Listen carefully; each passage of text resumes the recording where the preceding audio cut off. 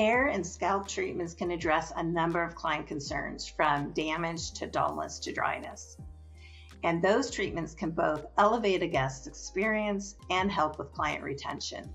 Today, though, we're going to look at the other side of that coin, at how the sale of those treatments can make all the difference in the salon's bottom line, and how that additional revenue can be life-changing for the stylist who recommend those treatments.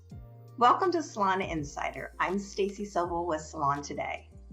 At a recent Summit Salon Business Center retreat, Kristi Valenzuela, Summit's Director of Product Development, presented some fascinating data from research she started doing on salons that created what she calls treatment cultures. When I discovered that there was this wide gap between 1% to 52% treatments to guest ratio, I also discovered that there was this middle piece of salons that were around 18 to 22%. What I realized is that Summit goals salons to 20% treatments to guest ratio. So if you have 1,000 guests, you want to do at least 200 treatments. That's our first goal. But I found salons that were doing 48 to 52%, and that's who I wanted to study. And so what I found was the difference was the salons that had high success, they were a true treatment culture, which meant they had a full-blown treatment menu. The front desk was scripted and trained. The service providers had a belief system, and every guest got to know what type of service treatments or treatment services were being offered. One of those high-performing salons that Kristi studied is Salon Naoum, owned by Amy and Chris Naoum in Rock Hill, South Carolina. I recently caught up with Amy and asked her to share some of the salon's treatment statistics. In 2025, 44% of our guests that have came in for services have received a in-salon treatment. What this means for the salon company, at our lowest price point for a treatment, it produced an additional $18,700 per month. So that definitely means a lot for our service providers, our stylists, on their income, and definitely quantifies for them.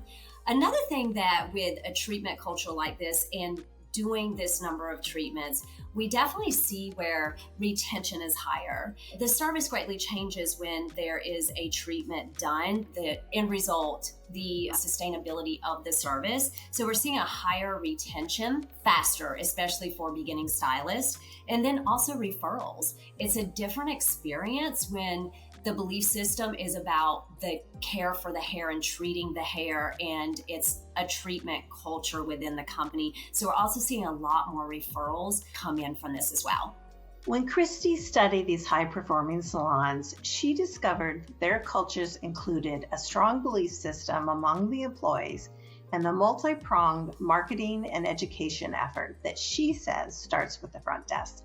If we want our front desk to be able to offer treatments in an authentic way, then treatments need to be part of their first, I would say, 30 days of training. So they need to actually have treatments done. They need to be explained what's being done to them and given the words to say over the phone when we add a treatment to a haircut or color. And the more training that you deliver to your front desk, the more confidence they'll have. And if you goal them and track and measure and reward them, then you're even going to see bigger results through the front desk. But yes, your front desk is your marketing team. You need it on your website. You need it on your voice over on hold. You need treatments on your social media, and you need it in your front desk. It's all part of your marketing. Some of the salons Kristi studied are actually bringing in an additional $200,000 each year from the sale of treatments. And those aren't multiple location operations. Those are single locations with between 10 and 15 employees. Kristi also discovered that many stylists were surprised to learn how much treatment sales were adding to their take-home pay.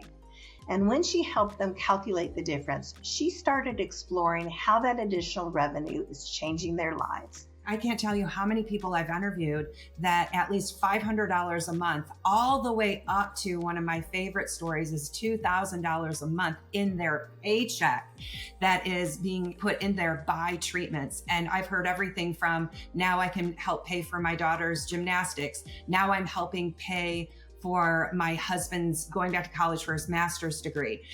Another one was I bought a luxury camper. Treatments are changing lifestyles, which is unbelievable and super exciting when we can quantify it to something awesome that's happening in our life, or even goal to it. Amy Naoum has a front row seat when it comes to some of these dreams coming true. And she says it's truly a fulfilling experience as a salon owner. Things that I have seen the service providers, the stylists, use their additional income for, it's just so exciting to watch. So many of them have purchased homes. They've been able to put their children in school choices that they prefer and programs that they prefer for their children. We've also, of course, seen new vehicles, dream vehicles, as one of the first ones when they're younger. And then another one that is always great, that typically comes before the children, is them getting their first dog. That always is an exciting thing. But when you can watch a stylist grow and achieve things in life that they may have never thought was going to be possible, and to really tip off their income to be able to afford homes, it's just amazing.